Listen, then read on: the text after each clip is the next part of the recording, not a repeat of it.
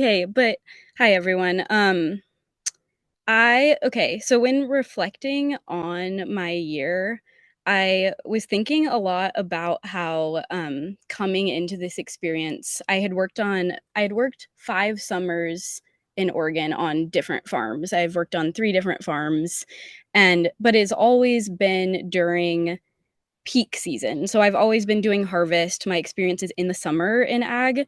And so like looking back on my experience in GrizzlyCorps this year, like the biggest thing has been being able to look at it more holistically at all the seasons and go through my work like really rooted in the seasons that I'm in, because I don't if you don't know Quincy, we're really high altitude up here.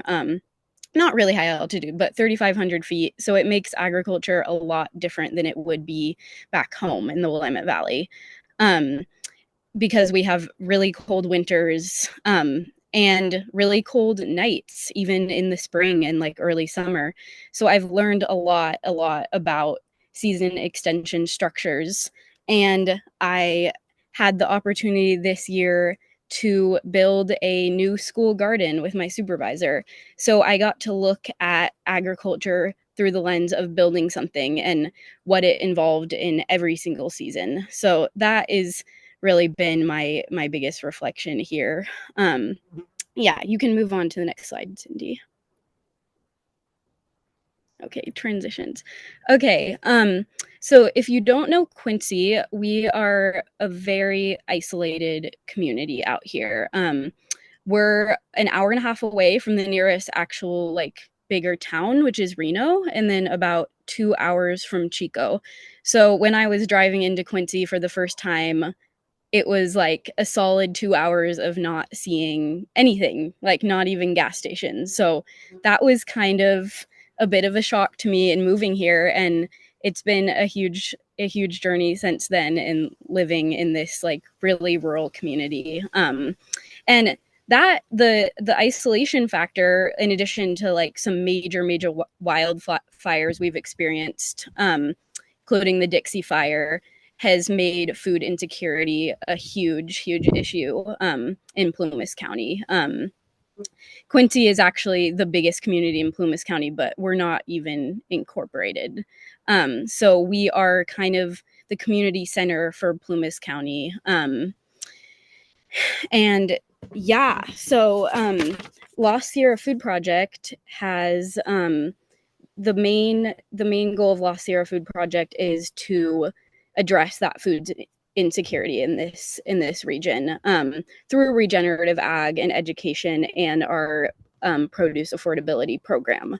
So I've been doing work in all those areas. I've kind of been split between education and farm work and also building the school garden. Um, but yeah, that's a very important point that there's a lot of struggles out here. So we've been addressing that through our affordability program, which is our honor system fridge, and we have a gleaning program, and we accept EBT. So that's a big piece of it. And then we also do education just to get people um, more knowledge out into the community about how to grow your own food in a high altitude area like this. So we do a eco farm program. So we host students from the community college on the farm, and we do a farm camp for elementary schoolers, and then my supervisor and I teach classes at the elementary school and bring that knowledge to them there. Um, and a huge thing that struck me as soon as I moved is the community aspect of the farm. I've worked on a lot of production farms, but it definitely has a different feel. There we have a really active volunteer program, so we have community members on the farm almost all the time, and we have a summer workshop series.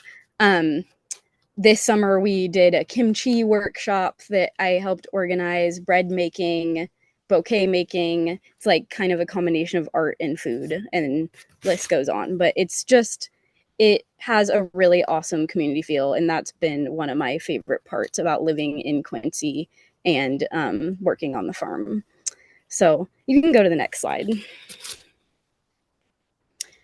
So I'm framing this by season, and I have pictures from the farm and the school, and also our gleaning events. But I want to talk to you guys about my journey with my supervisor to actually build this new school garden, because that has been my biggest and proudest capacity building project this year. I've as I said, I've kind of split my time, but in thinking about my experience, I think about it through the lens of that garden and the progress of that garden. So in the fall, I begun teaching at Quincy Elementary School, and um, my supervisor and I were teaching classes together. And a big part of that was harvesting and taste tests. And at this point, we were actually still at the old school garden, which was on private property, and the owners had recently let the school know that they did not want us on that property anymore. So we would have to be moving the garden onto school property. So we hadn't started building the new garden at this point yet, but this was a brainstorming phase, getting to know the kids at the school phase, and just getting acquainted with teaching, because this was actually my first time teaching a whole class of kids, and my supervisor Beth and I taught around 200 students this year, and we would see all 200 of them each and every week. So you'll see here at the bottom, they are harvesting pumpkin seeds for one of the taste tests. We roasted pumpkin seeds for them. And then we also, we did an apple cider day for Dia de los Muertos. So we made salsa. So it was really, really awesome to have that introduction where we had our hands in the soil and we're actually able to taste the foods. And that's, of course, like the most excited I've seen the kids at the elementary school.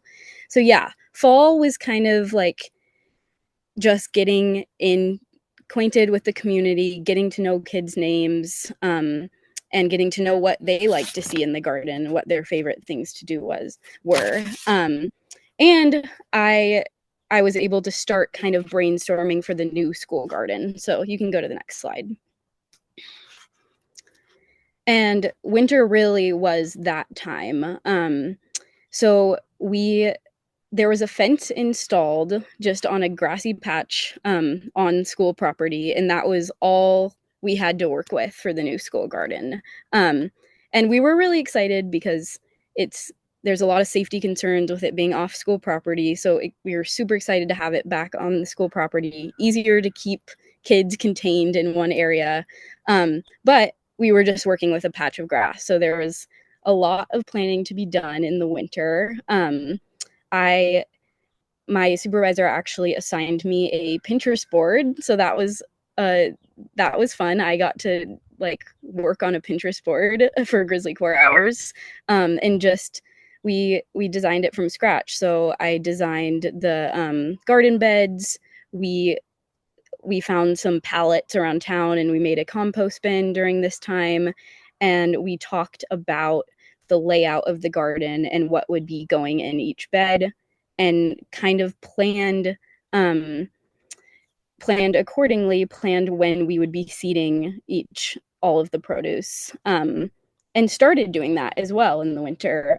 We started seeding in the greenhouses, and in early March, the kids were starting to help us out when they were back to school. And so I think we had about 10 mini greenhouses inside a classroom space, and we're watering those twice a day, every day for a couple months, because we weren't able to put things in the ground in the winter, because like I said, we have cold winters, really cold nights. So this was a planning phase. And also early winter, I forgot to mention, but this is when we made our seed library. So we were doing a lot of seed saving in the fall from the old school garden, put those all in bags, organize them into the seed library, and then started planting those in late winter. So you can move on to the next slide. Okay, spring. Yeah, spring was super exciting time because it was definitely a long winter in Quincy. A lot of planning was being done and designing, and we got our first garden beds in. We had the kids moving soil into these garden beds, and we got to plant our first things in the ground. So I think that picture you see of kids planting, I think that's our Three Sisters garden. So we did a Three Sisters garden bed, we did an herb bed, we did some leafy greens, and then we have a lot of flowers as well, just for fun. So yeah, the spring was really focused on planting and finally less irrigation in the greenhouses, and um, we also put an apple tree in, and did a little companion garden around the apple tree. And in the upper left corner, you see the art project that we did with the kids, and that's just on the fence of the school garden. So every single kid, all 200 kids, got to contribute to that. And yeah, we have that. You can see in the bottom picture of the garden, it's like just behind the apple tree. So yeah, that's what we were up to in the spring. And then you can switch the slide.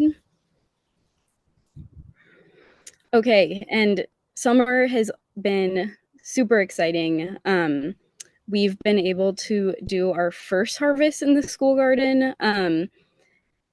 The one of me harvesting on the bottom is our very first harvest, and that went to Plumas Crisis Center, and that is also a part of our gleaning program at Lost Sierra Food Project. So we're able to track the gleans from the school garden in our like gleaning metrics and use that for another grant. So it's just awesome to see those programs kind of collide.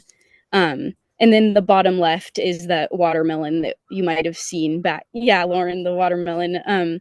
You might have seen back in the winter one. So we started that from seed, and we are getting a tiny little watermelon. And when we saw, my supervisor and I saw that watermelon, we were literally jumping for joy because it's almost impossible to grow watermelons out here. There's just so much. It's the winter is just so cold and the nights are so cold. So, and then the bottom right, you have us building the wash station. We did that actually just last week. We poured a concrete slab and we're still kind of installing that right now. We were working on that today. Okay, you can move on to the next slide.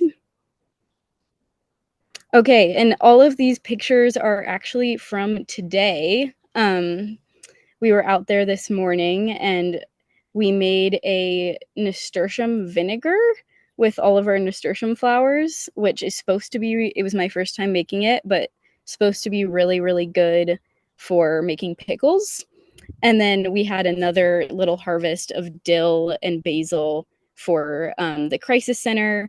And then that is Beth on the right, where she's drawing out plans for the wash station. So I am actually, just like Heather, I'm staying on a little longer with Lost Sierra Food Project. I'm getting hired on through October. So I get to continue work at the school garden and just get to continue harvesting, making these donations, and kind of a big part of what we've been wanting to do is like just integrating more art into the garden. And so I'm going to be planning some art projects for the garden for next year, which I probably won't be here, but just to set up the new garden teacher with some plans. So I am super excited to be able to see this through like the 4 seasons. And yeah, just it's been so wonderful. We like really started with that patch of grass and nothing else, and with me and Beth and the kids we got here. So yeah, just been super awesome to see that, and I'm so glad that I'm able to continue. And it's just been wonderful to kind of to spend time at the school garden in tandem with the farm and teaching classes at the school and just see the seasons play out through all those ways. So yeah, thank you. That's mainly what I have.